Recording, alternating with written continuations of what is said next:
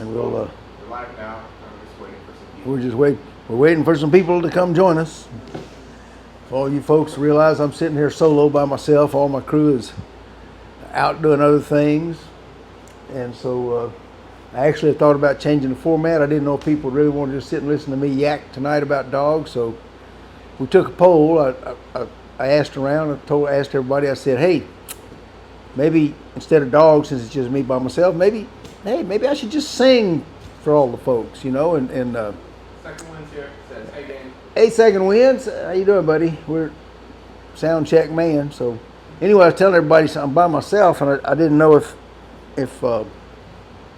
maybe I should just do something different besides talking about dog. Maybe I should sing a little, a couple of tunes, you know. I kind of enjoy it.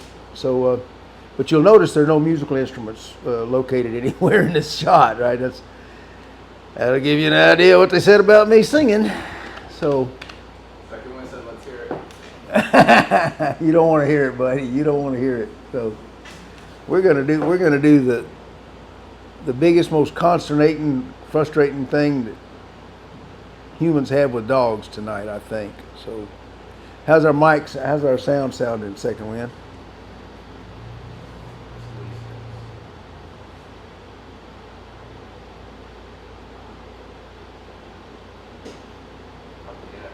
Nothing yet. Nothing yet. Nothing yet? He hadn't heard us, or?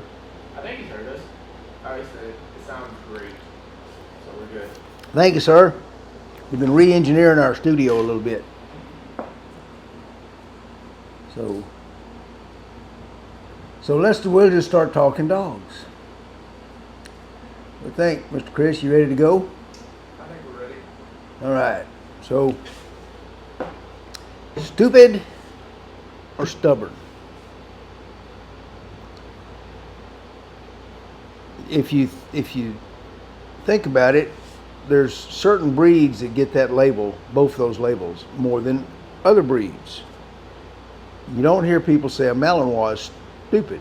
You hear people say they're crackheads and you can't live with them, but they've never been blamed for being stupid.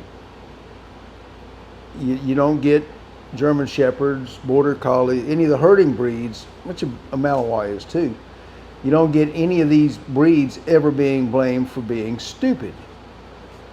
For those dogs, when the owners can't get them to do what they want them to do, they get the stubborn label. So we can properly label whatever our problem is. But think about that. Why is a dog that won't listen stubborn versus stupid? And why are certain breeds, why is that supposed to be a breed characteristic? If we're breeding purebred dogs for, let's see, first dog show was in Belgium in 1600 something.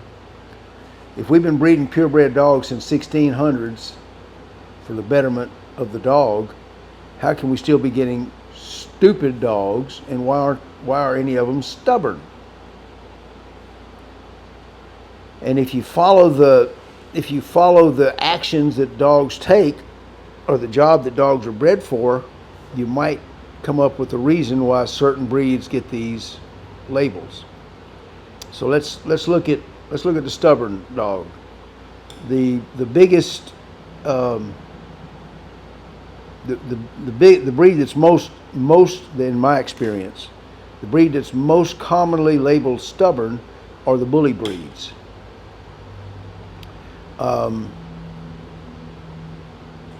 So the bulldogs, the Ambullies, pit bulls, all of these dogs are usually considered stubborn. The dogs that are considered stupid, the biggest class is the hound breeds. We think of Basset hounds, the doop, big old ears, walking around sniffing. That's considered, the not so bright breeds. And if you look at tests that people think they're giving to get the results of the IQ of a breed, those breeds will come in as the not as bright as other breeds. But are they not? I mean, we're talking about pretty much the same dog brain across the spectrum, just different shapes and sizes. So here's some observations. Let's first take the stupid dog. Let's take the Basset Hound, and as a great example, or the Beagle. Hounds will usually fall in there. People don't think bloodhounds are bright. In my training here, my business, I'm always hesitant to take a Basset Hound for training. We're all breed facility, but Basset Hounds, with a caveat, and that caveat is their age. We don't guarantee behavior issues on dogs that are 2 years old or older. Younger will fix any problem you got, but when they get to be 2, that's a long time to have a bad habit. And Basset Hounds are the exception. We don't guarantee behavior issues on Basset Hounds over a year. So if you can bring me a 6-month-old, I'll take him. Is it because Bassets are stupid? Nope, not at all. It's because of the way they're engineered, literally, the way they're made. Think about it. We blame them for being stupid because they don't come when we call. We bred a hound with this vermoplastic, I forget what they call it, vermonasal pad that absorbs the odors and goes to the brain and tells the brain what it is. Our hounds have one that's like half again larger than any other dog. It's the loudest signal a dog's brain ever receives is his scent. There's nothing louder to a dog's brain than a scent. So we have a Basset Hound who goes out, and after hundreds of years of breeding, the ones who are just obsessed with finding a scent, we set them out on something and they go in the park and they go, ooh, raccoon went by here. And then we say, hey, by the way, don't do that, come here. Ain't gonna happen. So there's one element in all dogs, whether they be branded stubborn or whether they be branded stupid, that I think will apply. Think about it. That one element that's lacking is attention. So I'm sitting here many years ago working with a lot of American Bulldog breeders, and I'm constantly hearing stubborn. So we got hounds that are stupid, we got bulldogs that are stubborn, and it's always a problem with, I want a dog to do something and he just won't do it. He's just not listening. So here's my theory on this not listening, stubborn, stupid thing. When I was in high school, a long time ago, but it was still high school, we still had high schools, my algebra class, 6th period, last period of the day, been going all day long, everyone's tired and cranky, and my algebra class was situated right next to the football field. And the football field had the track going around it like most. And for the last period of the day, the girls' track team was always practicing on the track field. And I was seated at a window seat, and Mr. Smith was up front with the blackboard, and he was doing, pi r squared and E equals MC and all that stuff. And I was watching the girl tracks team, and I learned in that class, I learned nothing about algebra. To this day, pi r not squared, pi r round. I know that for a fact. I don't care what the algebra teacher tell you, pi r round. And a girls' track team is much more interesting than Mr. Smith. So when you stick a scent in front of your Basset Hound, I'm sorry, you just lost out to the girls' track team. He ain't going to listen to you. The same thing is going to apply to the so-called stubborn bulldog. Remember this. Not only do they have to be paying attention when they hear the command, dogs don't do anything without a reason. Bulldogs were bred to go fight bears and bulls. Simple as that. If they did something foolish, they were taken out of the gene pool. If they made a move that didn't make any sense to them, they were taken out of the gene pool. Bull stuck a horn in that bulldog and threw him about 57 feet in the air, and that was the end of that bulldog. He didn't make any more babies. The bulldogs that were a little bit more cautious waited just a second to check out the situation and then decide, is it worth it or not? They're the ones who pass their genes on to the bulldogs of today. So you get your bulldog out on a leash and you go, come on, pup, and you start pulling him. And he goes, whoa, what the heck is that for? Right? His breeding for centuries has been to question every new move, every new thing. Is that bear standing on one paw? Could I go in and grab that other leg? Can I jump high enough to distract him? Will I live through it if I make that move? It's innate in them. They're going to be more cautious about everything. And a bulldog puppy learning to walk on a leash that you all of a sudden pull this way is going to automatically go, huh? And sit down and watch at you and think. So here's what you can do to decide if your dog is stupid or stubborn. Dogs never do anything without a reason. You can apply this across the board to every dog you'll ever own from now on.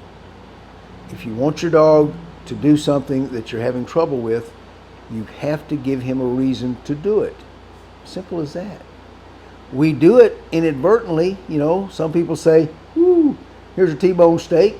And some people say, here's 220 volts. Zap, zap, zap. But we give him a reason to do these things. And yet, when we're asking him to do other simple things throughout the day, we don't give him a reason. A trained dog is a dog who has a conditioned response, Pavlovian response. He's done something, when he hears a sound, this action has happened so many times that pretty soon all he has to do is hear the sound and it follows suit. No dog who is trained that way with patience is ever going to refuse to do what you ask him to, if they're paying attention in the first place. There's your other weak link in the human canine bonding connection. We talk to our dogs when they're 50 yards off because we're ready to go home, and they got their nose deep in a scent, and I'm sorry, it's, you know, they ain't hearing you. It's like I'm watching the Super Bowl and Denise comes in and is asking me to take out the garbage. I ain't heard a word she said. So take your stubborn dog or your stupid dog. Take your stubborn dog if you're trying to walk him on a leash and you're having trouble. Wave a T-bone in front of his nose. Bounce a ball in front of him and say, come on, and let him get the ball. Show him that there's a reason to follow the urging of that leash, and he'll start following you. You'll never have a bitter problem again. That's the real secret to finding out if your dog is really stubborn or if he's stupid. If he's stupid, make yourself do this. Don't give your dog any commands unless he's looking at you. If a dog is looking at you when you give him a command, if it's a command he's practiced and knows well, not 3 times, he's really practiced and he knows it well, and he's looking at you when you say, come, here, whatever, down, stay, he will follow that command. If he doesn't, then you can start calling him stupid. But I believe right now that if you wait till he's watching you and he really knows the command, if he's looking at you, he's paying attention. If he's paying attention to you, his pack leader, his reason for being, his only thing that makes him survive, he will follow your instructions. So, is your dog stupid or stubborn? I don't think they're either one. We train every breed we can out here, and over the years we've had,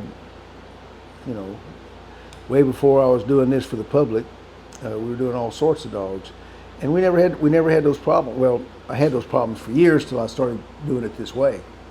But since that time, we have no problems. So give your dog a chance. Give your dog a chance. Testing. Give him a reason to do whatever it is you're asking him to do that he refuses. And then if he's got a reason to do it and he follows through all of a sudden, you'll know he's not really stubborn. If you think he's stupid, make sure he's looking at you when you give him the command. That way you'll know that when you give the command, if he blows you off, either he's stupid or he's flipping you a dew claw because he'd rather go chase that rabbit. One of the two. But hey, coming in second to a running rabbit ain't such a bad thing after all. You know, not in the Basset Hounds book. So, hope this one's helpful to everybody. A little short. Next week we may be back with a full crew. We're not real sure. So, till then, if you got any questions, please shoot them to us. Let us know what you think. We appreciate it. Subscribe, like, all that good stuff. We'll do that, and we'll see you next week. Second Wind said thank you. Good. That was good. I kind of like that.